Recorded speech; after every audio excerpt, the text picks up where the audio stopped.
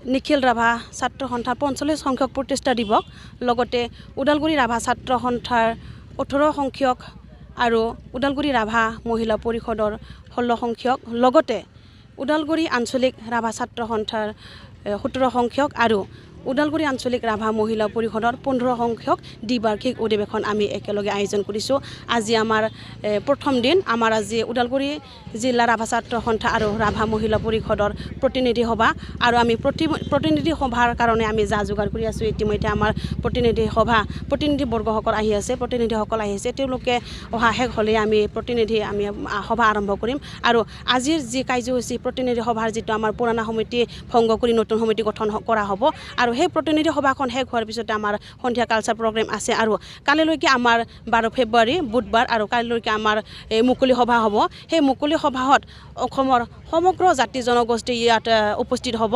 লগতে অসমৰ বাহিৰেও যিবিলাক আমাৰ জাতীয় সংগঠনৰ মুৰব্বীসকল আছে, নেতাসকল আছে, বিভিন্ন জাতীয় সংগঠনৰ পৰা তেওঁলোকেও আহিব আৰু অকল আমাৰ ওদালগুৰি জিলাৰ বসবাস কৰা ৰাইজসকলকে নহয়, আমি সমগ্ৰ অসমৰ ৰাইজসকলক ইয়াত জাতীয় সংগঠনসকলক, গণ্যমান্য ব্যক্তিসকলক, বিশিষ্ট ব্যক্তিসকলক আমি নিমন্ত্ৰণ কৰিছোঁ। সকলোৱে আমি ইয়াত একলগ হ'ম আৰু অহাকালিত আমাৰ মুকলি সভাখনত সকলো ৰাইজক আমি নিমন্ত্ৰণ কৰিছোঁ, আহ্বান জনাইছোঁ আপোনালোকৰ চেনেলৰ যোগে। আমাৰ ৰাভা ওমেন কাউন্সিল হিচাপে আমি শৈক্ষিক দিশত আমি কথা পাতোঁ।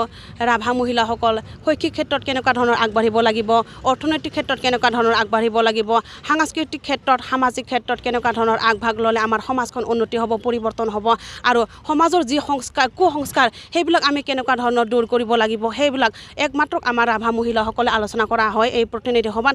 আৰু ৰাভা মহিলাসকলে হওক বা যিকোনো মহিলাই নহওক, আমাৰ যিহেতু এখন ঘৰ বা এখন সমাজ পৰিৱৰ্তন কৰিব লগা হ'লে মহিলাসকলে মূল ভূমিকা ল'ব লাগে। সেই ক্ষেত্ৰত আমাৰ ৰাভা মহিলাসকলে এই ভূমিকা লৈ আহি থকা হৈছে আৰু আগলৈকে লৈ থাকিব। মেইন ঘৰখনৰ পৰিৱেশ সলনি হ'ব লাগিব। মাতৃ এগৰাকীয়ে যেতিয়া ছোৱালী জন্ম দিয়ে, যেতিয়া ল'ৰা জন্ম দিয়ে, তেতিয়াৰ পৰা সেই ল'ৰা ছোৱালীগৰাকীক কেনেকুৱা ধৰণৰ শিক্ষা দিব লাগিব, কেনেকুৱা ধৰণৰ সংস্কৃতিৰ লগত জড়িত ৰাখিব লাগিব, কেনেকুৱা ধৰণৰ আধ্যাত্মিক শিক্ষা দিব লাগিব, সেই ক্ষেত্ৰত মাতৃগৰাকীৰ লগতে ঘৰখনৰ পৰিৱেশ গুৰুত্ব দিব লাগিব, ঘৰখনৰ সকলো পৰিয়ালে গুৰুত্ব দিব লাগিব। আৰু বিশেষকৈ ছোৱালীৰ ক্ষেত্ৰত জন্ম দিয়া ছোৱালীটোক মাতৃগৰাকীয়ে সৰুৰ পৰাই কেনেকুৱা ধৰণৰ সাজ পোছাক পিন্ধিব লাগিব, কাপোৰ কানি কেনেকুৱা ধৰণৰ পিন্ধিব লাগিব, সেইবিলাকৰ ক্ষেত্ৰত গুৰুত্ব দিব লাগিব। আৰু মহিলাসকলে যেনেকুৱা ধৰণৰ ৰিলচ বনায়, যেনেকুৱা ধৰণৰ কাপোৰ কানি পিন্ধি ৰিলচ বনায়, সেই ক্ষেত্ৰত তেওঁ বহুতখিনি নিজকে অপমান কৰাৰ লগতে নিজৰ পৰিয়ালটিক, নিজৰ ল'ৰা ছোৱালীক, নিজৰ গিৰিয়েকক অপমান কৰাৰ লগতে গোটেই সমাজৰ মহিলাখিনিক অপমান কৰা বুলি আমি ধৰি লৈছোঁ। আৰু সেইখিনি তেওঁলোকে নকৰাটো ভাল, যিখিনি কৰিছে তেওঁলোকে আৰু সেইবিলাক বন্ধ কৰাটো ভাল। আৰু আমাৰ আজিৰ এই মঞ্চৰ ফালৰ পৰাই সেই যিবিলাক মহিলাই সেই ৰিলচ বনায়, অশ্লীল ভিডিঅ' বনায়, ৰিলচ বনাই সমাজত এটা কুপ্ৰভাৱৰ সৃষ্টি কৰিছে, তেওঁলোকে বন্ধ কৰক আৰু তাৰ পৰিৱৰ্তে তেওঁলোকে এটা নৈতিক শিক্ষা দিয়ক, এটা আদৰ্শ দিয়ক। সেইখিনি আমাৰ ফালৰ পৰা আহ্বান থাকিল।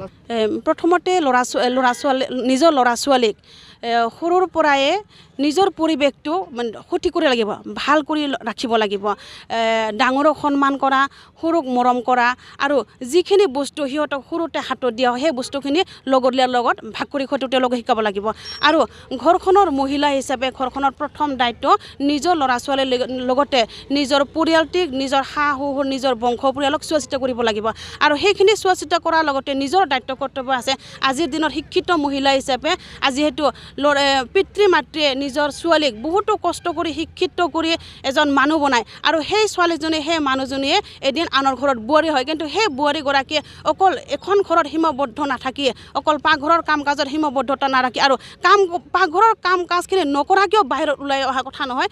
পাকঘৰৰ কাম কাজখিনি কৰি নিজৰ পৰিয়ালটোক পোহপালন দিয়াৰ লগতে নিজৰ যিখিনি শিক্ষা, নিজৰ যিখিনি অভিজ্ঞতা, নিজৰ যিখিনি যোগ্যতা সেইখিনি দেখুৱাবৰ কাৰণে বাহিৰৰ সমাজত আহি তেওঁ ভাল কাম কৰিব লাগিব।